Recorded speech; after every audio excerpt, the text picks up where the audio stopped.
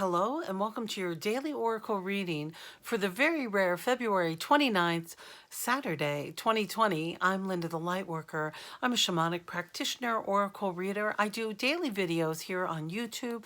I also have a website which will tell you more about me, LindaTheLightWorker.com. There you'll find my services page and you can book an appointment if you'd like to get some clarity on your life or see if I'm someone who you'd like to work with a little bit to help you find your soul purpose on this crazy, wacky planet Earth, as we're just doing our best day by day to live the best life possible.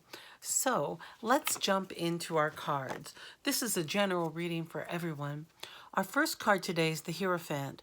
Now the Hierophant, this is a major arcana card, and this is a general reading. So based on all the cards that I have laid out here, I can tell you that the meaning of this card today is about your spiritual beliefs and your understanding of what spirituality is. You see, in this image, this Hierophant is a powerful figure in the church and demanding that his parishioners bow down to him. And in this card, it's an invitation for you to explore your spiritual beliefs and see where you are spiritually today. You know, many of us have lost faith and have left the church because the church, we're changing and evolving as human beings go, and yet we are not evolving a lot of our spiritual beliefs, which also have been literally written in stone, as they say in the Old Testament, but it doesn't really flow with, because most of those old teachings were very misogynistic and, you know, put man on top of woman all the time, like very, quite literally the only position allowed in the Bible, right? Missionary. And so it's really holding women down. So as we look at ourselves spiritually, where we are today, a lot of these old teachings of blind faith no longer suit us. However, as we enter the spiritual age, we're coming into greater wisdom with spirit or God. Many people have personal visits from angels and from entities and from figures from historical past. So understanding yourself spiritually and discovering at what age you were when you lost faith in the traditional teachings of your religious upbringing is an invitation. And I say it's an invitation because I go to the Mother Peace deck for a clarifier and we get the Four of Cups. Now, fours are all about stability. And this is the invitation for you to stabilize your spiritual life. So here we see this woman walking across water, or perhaps she's walking on water, to another spot in the beach. And there are four perfectly placed cups. So she's walking away from some of these old ideas and towards some new ideas so that she can find her stable balance where she is spiritually. You know, oftentimes as children, my sisters and I like to share a story of when we went to vacation Bible school. My mother was a seeker and took us through many, many religions as children.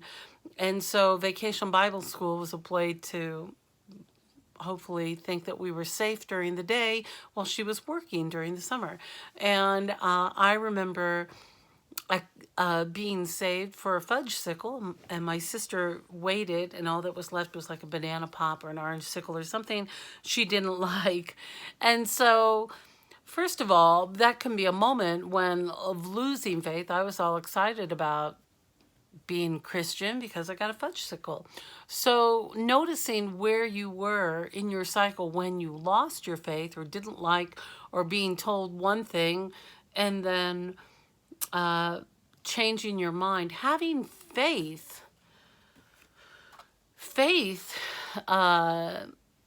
in the unknown is a tricky request. So let's go into the next card, which is from Denise Linn, Sacred Traveler's deck, and it is the First Light. So what this invitation is, as you examine where you are spiritually today and where your faith lies, it says beginning a new cycle at first light. So perhaps this will be the day where you do begin, you rekindle your faith, or you have an awakened faith, or you feel stronger in your faith. It's about finding your faith, especially when things have been muddled. And when I went to the Denise Linn the soul coaching deck, we get the wisdom card. And the message here is, all I truly need is within me. All I truly need is within me. And that is the big message when purging old religious beliefs that no longer serve us.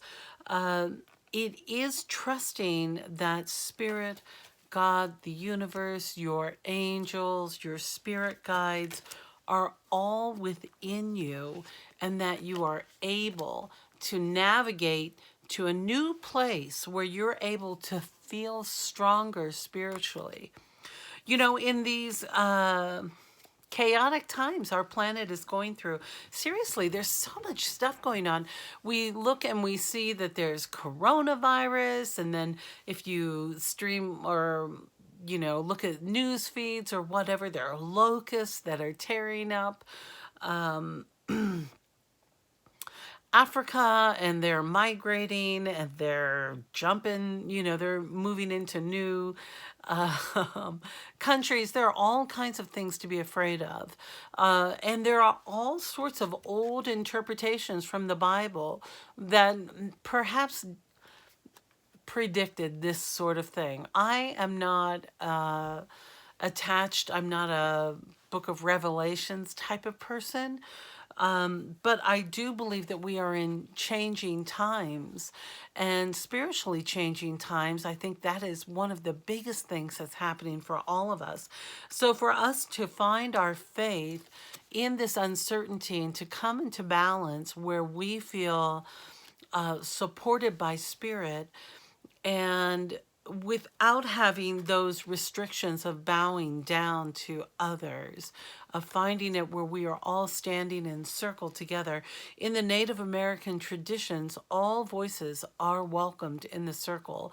So if we're able to shift our perspective from all of us facing one direction, looking at someone in the pulpit, and I know this is just generally speaking for Western religions, and shift our ideas to a circle where we're all in a circle together, looking at each other, so that we can always be looking in the eyes of God as we look at people around us.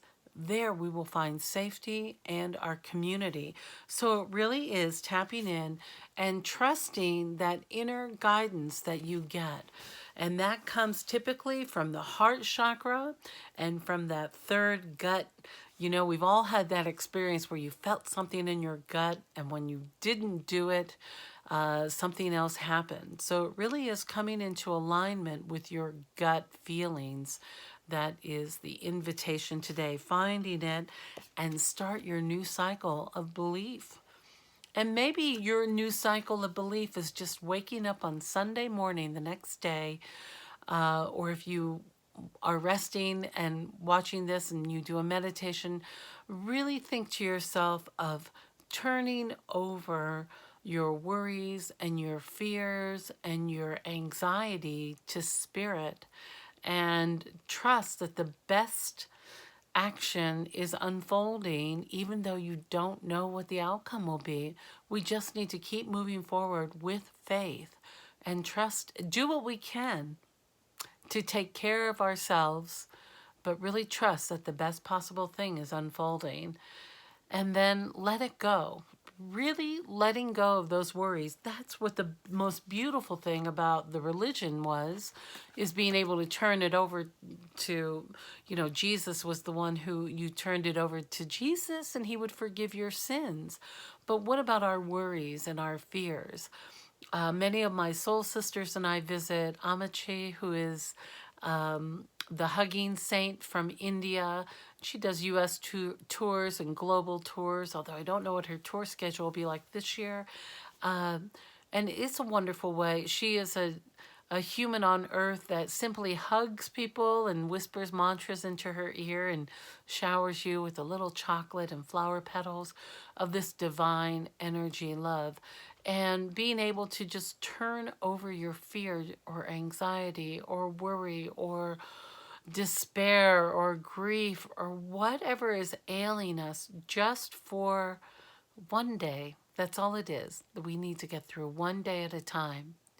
So that's the invitation today. Of course, remember to drink a lot of water and to say nice things to yourself and be kind inside your head as we do our best every day to get through no matter what our challenges are, one day at a time. All right, my dear, I hope you know how much I love you. If you're one of my new subscribers, thank you so much for being here. And if you feel compelled to share my videos, please do so. I invite more subscribers, but I also know I'm kind of on the leading edge and not for everybody. So I like to think of ourselves as a perfect little group that's here. All right, my dear, I love you, and I look forward to seeing you next time.